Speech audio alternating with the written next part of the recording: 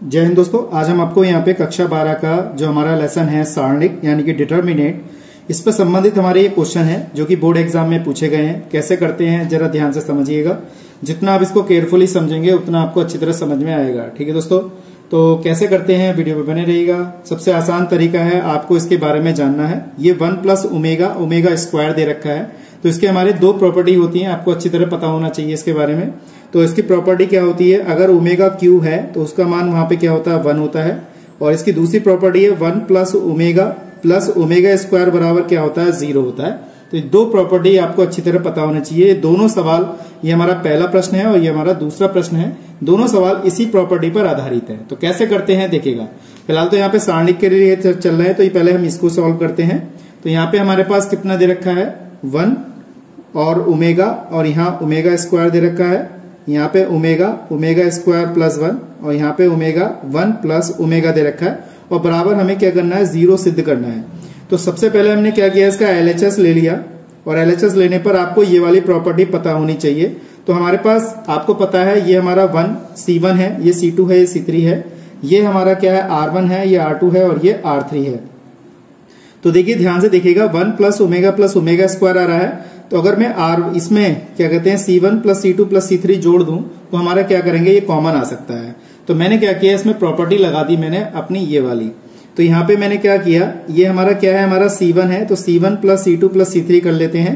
तो यहाँ पे क्या करेंगे, C1 रिप्लेस में C1 plus C2 plus C3 कर लेते हैं। तो हमारा यहाँ पे प्रॉपर्टी जो लग के आएगी वो यहाँ पर हम आसानी से सॉल्व कर सकते हैं।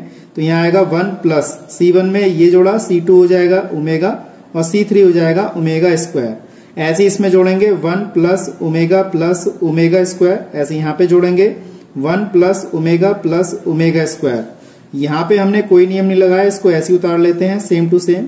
यहाँ पे ऐसे उतार लिया, यहाँ पर हमने इसको ऐसे ही उतार लिया। ठीक है दोस्तों, 1 प्लस ओमेगा स्क्वायर कॉमन आ रहा है तो हमने कॉमन निकाल लिया। 1 प्लस ओमेगा स्क्वायर हमने कॉमन निकाला। तो यहाँ पे 1 बचा, यहाँ पे ओमेगा स्क्वायर बचेगा, ओमेगा स्क्वायर 1 और यहाँ पे 1 और ओमेगा स्क्वायर, यहाँ पे ओमेगा बचा। सबसे इंपोर्टेंट बात यहाँ पे है, इसका मान क्या होता है हमारा 0 होता है। अगर आप चाहें तो यहीं पे इसको डायरेक्ट 0 लगा सकते हैं इसकी प्रॉपर्टी। तो 0 लगाएंगे तो पूरी सारणी क्या हो जाएगी, 0 हो जाएगी। तो हमारा 0 आंसर यहाँ पर आ चुका है। अगर आप ऐसा नहीं लगाना चाहते तो क्या करेंगे, आप इसमें से R1 में से R2 घटा दीजिए, R2 में से R3, फिर उसका विस्तार करके भी 0 आंसर आ जाएगा। लेकिन अगर हमें प्रॉपर्टी पता है तो 1 प्लस ओमेगा स्क्वायर की जगह हम डायरेक्ट 0 लगा देंगे तो हमारा 0 आंसर यहाँ पर आ जाएगा। तो अब इसकी मल्टीप्लाई से करेंगे तो देखिए हमारे पास क्या आ गया, 0 आ गया। और यही क्या है, हमारा RHS है। मैं समझता हूं ये चीज आपको अच्छी तरह समझ में आ गई होगी। तो पहला प्रश्न तो बहुत आसान था। दूसरा प्रश्न देखते हैं कैसे करते हैं देखिएगा। तो दूसरा प्रश्न हमारे पास क्या दे रखा है, 1 प्लस ओमेगा की घात 6 दे रखा है। तो हमने यहाँ पे क्या किया, इसका LHS ले लिया। तो LHS लेने पर हमने क्या करना है, ध्यान से समझिएगा। ओमेगा क्यूब का मान हमारा 1 दे रखा है, तो इसको ओमेगा क्यूब में चेंज करते हैं। तो इसको हम लिख सकते हैं ओमेगा क्यूब की घात कितना 2। इस तरीके से लिखा दोस्तों मैंने, क्योंकि यहाँ पे 3 दूनी 6 हो जाएगा।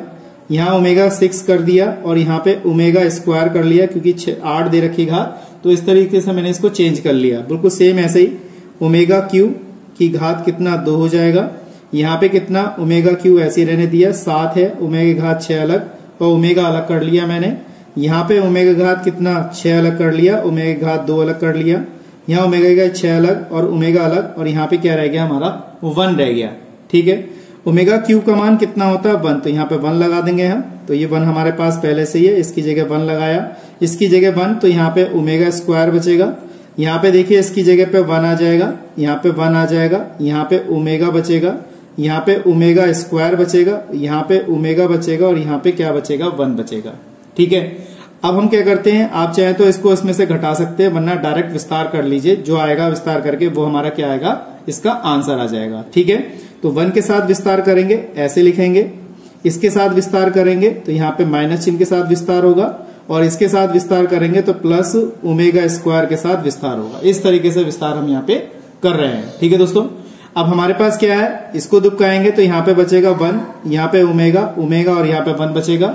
-1 के साथ तो क्या करते हैं, इसको दुबकाएंगे तो यहाँ पे 1 और यहाँ पे ओमेगा और यहाँ पे 1 बचेगा। यहाँ पे ओमेगा स्क्वायर को दुबकाएंगे तो यहाँ पे 1, यहाँ पे ओमेगा स्क्वायर और यहाँ पे क्या बचेगा 1 ओमेगा बचेगा।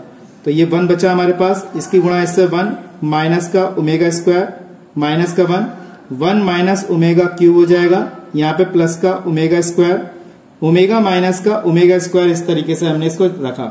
तो हमारे पास कितना रह गया 1 माइनस ओमेगा स्क्वायर माइनस 1, यहाँ पे 1 माइनस ओमेगा का क्यूब का मान कितना 1 होता है, प्लस का ओमेगा, ये इसकी गुणा करेंगे ओमेगा क्यूब माइनस ओमेगा, ये हो जाएगा ओमेगा की घात 4। इस तरीके से हमने यहाँ पे लिखा। देखिए हमारे पास क्या बचा 1 माइनस ओमेगा, ये तो कट जाएगा तो हमारे पास क्या बचेगा 0 बचेगा, ये तो 0 हो गया। ओमेगा क्यूब का मान यहाँ पे 1 है और ओमेगा की घात कितना आ गया हमारा यहाँ पर 4 आ गया। ठीक है दोस्तों, ओमेगा की घात कितना आ गया हमारे पास 4, तो 1 और 1 कितना हो गया हमारे पास 2 आ गया। यहाँ पे माइनस का ओमेगा स्क्वायर बचा और माइनस का ओमेगा की घात 4 बचा। ठीक, ये 2 बचेगा। यहां से हमने क्या किया, इस वाले स्टेप से ओमेगा स्क्वायर है, यहाँ पे ओमेगा की घात 3 अलग कर लिया और एक ओमेगा अलग कर लिया, तो 2 माइनस का हमारे पास बचा यहाँ पर ओमेगा स्क्वायर माइनस का ओमेगा बचा। अब हम जानते हैं 1 प्लस ओमेगा स्क्वायर बराबर 0 होता है, और यहाँ पे हमारे पास ओमेगा प्लस ओमेगा स्क्वायर बराबर माइनस का 1 लगाएंगे, तो पहले यहाँ से माइनस चिन्ह कॉमन आ रहा है तो माइनस चिन्ह कॉमन निकाल लेते हैं इस तरीके से। तो omega square plus omega square plus omega की जगह माइनस 1 लगा देते हैं यहाँ पर, तो कितना आ जाएगा 2 माइनस का यहाँ पे ब्रैकेट में 1 रहेगा, तो 2 प्लस का कितना 1, तो हमारे पास कितना आंसर आ गया 3 आ गया। और दोस्तों यही हमें क्या करना था, इसका आंसर सिद्ध करना था। देखिएगा 3 आ गया हमारे पास। मैं समझता हूँ ये क्वेश्चन आपको अच्छी तरह समझ में आ गए होंगे, ज्यादा हार्ड नहीं थे, बहुत इजी क्वेश्चन थे। केयरफुली करिएगा, जितना प्रैक्टिस करेंगे उतना आपको अच्छी तरह समझ में आएगा। ठीक है दोस्तों, तो आज के लिए इतना ही, नेक्स्ट वीडियो में मिलते हैं ऐसे इंटरेस्टिंग क्वेश्चनों के साथ। जय हिंद, जय भारत।